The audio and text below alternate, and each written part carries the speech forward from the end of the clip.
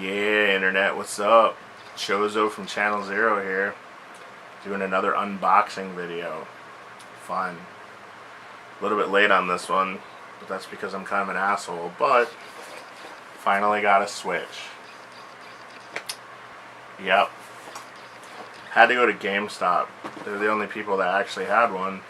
I hate shopping there, but, you know, you do what you got at a game. Also picked up temporary screen covers because the glass ones are out. They're not going to be restocked for a while. No, interesting thing about buying games from GameStop is if you buy games and you have their gamer program, a pro gamer program or whatever the hell they call it, you can get discounts on used games and different specials you can get otherwise. Mine expired last month, but they offered me an interesting deal. So I ended up taking it. They gave me some of the magazines, you know, their Game Informers or whatever. I'm a Game Pro person, but, you know, RIP. That and Nintendo Power, my two main jams back in the day. But they don't exist anymore, so Game Informer's all we get. Internet, though, you know what I mean?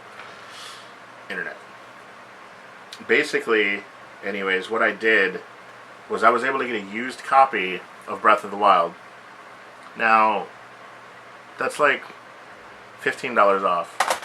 And then if I get a second game, I get a third one free. So I ended up getting Horizon for PS4 used as well. It says it's new, that's just the display box. I got a disc. So it's nice of them to give me a box. As nice as GameStop can be. So I get a free game sometime in the future, so that's cool. Really though, this is what I care about. The Switch. Yeah, I ended up getting the warranty because of all the problems that people have been having with some of them. And I'm a klutz, so I'm probably going to drop this at some point. And their warranty covers accidental. So, you know, whatever. It was $30, and I saved more than that buying used games. So it's worth it. I think it'll be worth it in the long run. I don't normally advocate warranties, but accidental coverage on a handheld system can be kind of important. So anyways, we're going to open this up. This is the first time I've opened this. So, exciting. It's the first time I bought a Nintendo console since the Wii. I did buy a 3DS, but I've actually never played it. My friend has been borrowing it from me since then to play Pokemon. But, wow. These are those Joy-Cons they're talking about. They're small. I've got pretty beefy hands. Somewhat of a fat ass. So, if you're like me, these are tiny. Wow. They feel pretty solid though. They feel nice. They're soft. I can definitely tell that what people have been saying about the plastic is probably true. I mean, I know it's true, but it's definitely something I can feel. The vinyl being put on here actually corrodes and messes up the plastic. It does feel like it's kind of a car interior feeling, I guess. Like the dashboard where you don't want people putting their feet on it. You know what I'm talking about? Like you got that Cadillac. But, yeah. There's a home button. These are really small. My thumb actually covers up all of the buttons because I've got fat thumbs. So, I'm definitely going to be looking for that Pro controller, I think.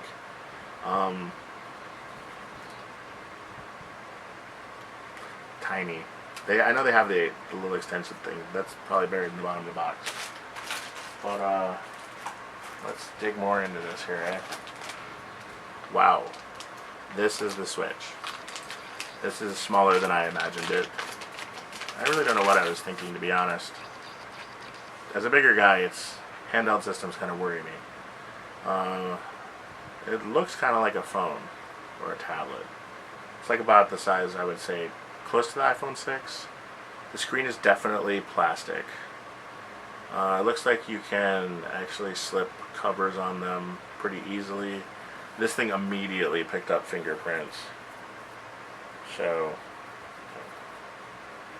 you're definitely going to want to get a cover for that, like I did, and then clean it before you put the cover on. But I want to get one of the glass ones as soon as those are available. But, it's pretty neat looking. I don't know if you can... So the side slips in. It's at the Game slot.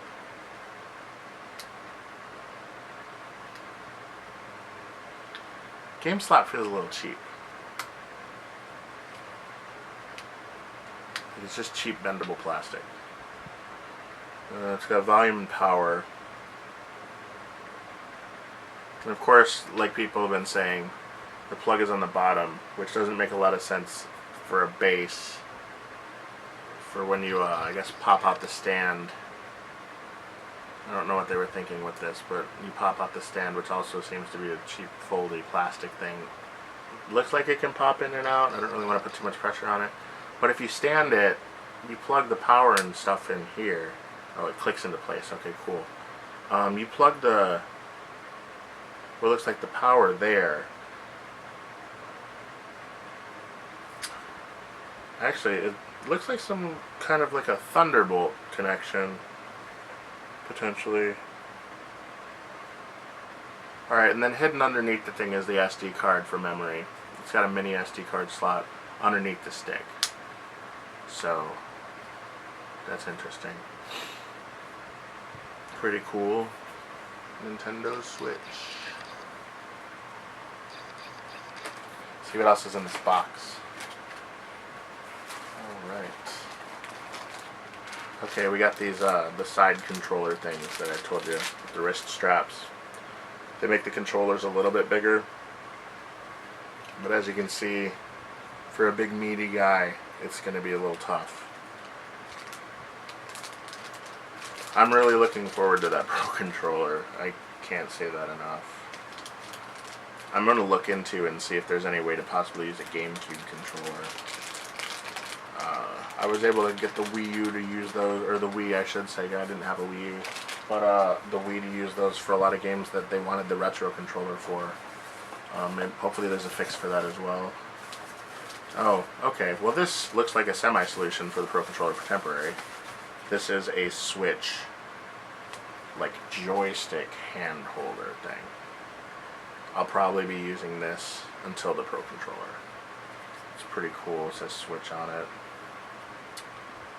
It looks like it tells you how much charge they have. So that's neat. It's got a hook on it. I wonder what that's for. What else we got here? This actually has a manual, so that's cool. This looks like it could be the dock. Yep. It's heavy plastic. It's got 2 USB ports, so that's cool. Do you have, is the Pro Controller Bluetooth or is it USB? I'm gonna have to do some research on that. There's another USB plug in here, and then there's an HDMI out plug.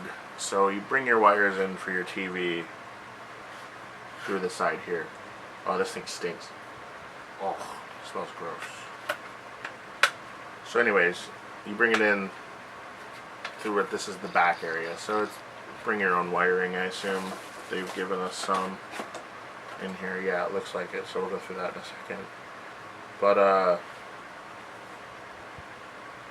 it definitely looks like the whole inside is hard plastic in here. So I can see why that would smudge or scratch a plastic screen. There are some little rubber stops in it. It's kind of weird that it wouldn't have, like, you know, some kind of softer solution, especially since you have to kind of plug it in down in there. You got to kind of ram it down in there.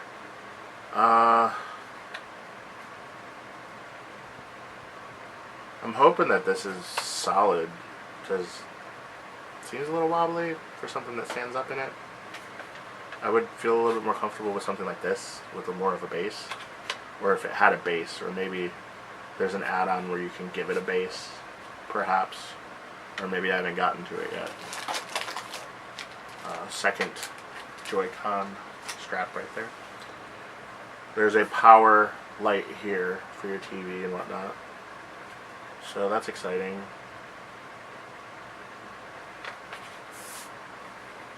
Pretty interesting stuff. It's really an interesting route for a console. Very minimalist. Comes with a pretty nice HDMI cable. It's pretty solid. Nice and thick one. It feels strong. Not cheap like those little $5 ones. This feels like a pretty nice one. It's actually marked Nintendo, so made by Nintendo. It's a high-speed HDMI, so that's nice. They work, you know. I don't do any 4K gaming or any of that kind of stuff, so I'm not really at that level yet. We'll get a PS Pro eventually. Looks like we've got a power adapter here as well. We're going back to the old school little one versus the computer plug. Makes sense for a little mobile console. Once again, they got like a proprietary thing, so you can't just, you know, use third party. Nintendo seems to be big about the whole proprietary buy things from us stance. This feels really nice. Like it feels like a high quality product, but it feels like that type of high quality you don't really want to put too much power into because you may scratch it or mess it up. So that's very interesting.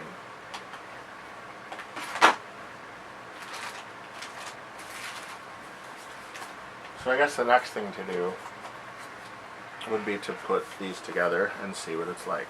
Now this will be the first time I drop it, watch. So we have our right and left. I'm going to make sure to do this correctly because I heard if you put them on backwards you totally screw it up and it gets locked. They have buttons here for SL and SR. I don't know if the focus is going to enjoy this or not. It's so small. My hands are not going to enjoy that.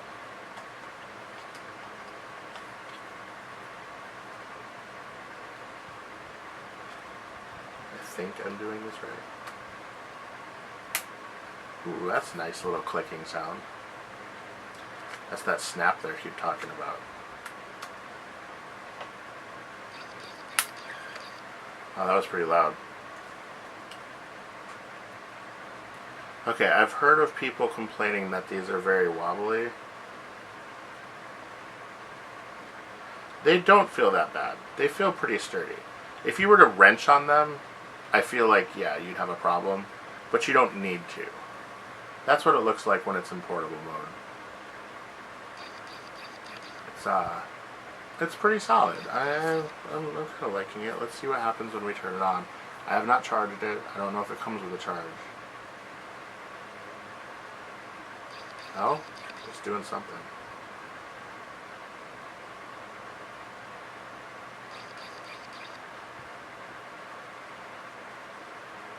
Okay, click. There you go.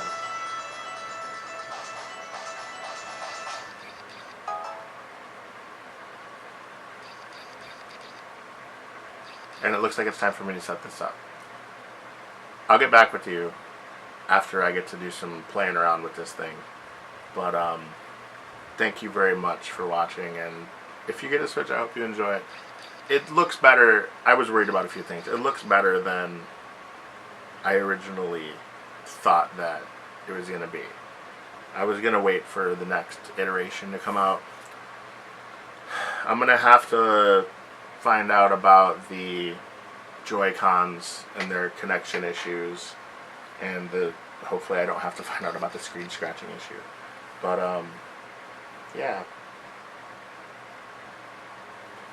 pretty cool stuff. Very expensive, but yeah, I can see it could be a cool thing. So thank you very much. Chozo Ninpo, Zero Level, Channel Zero signing off, and you have a wonderful day. Keep on gaming.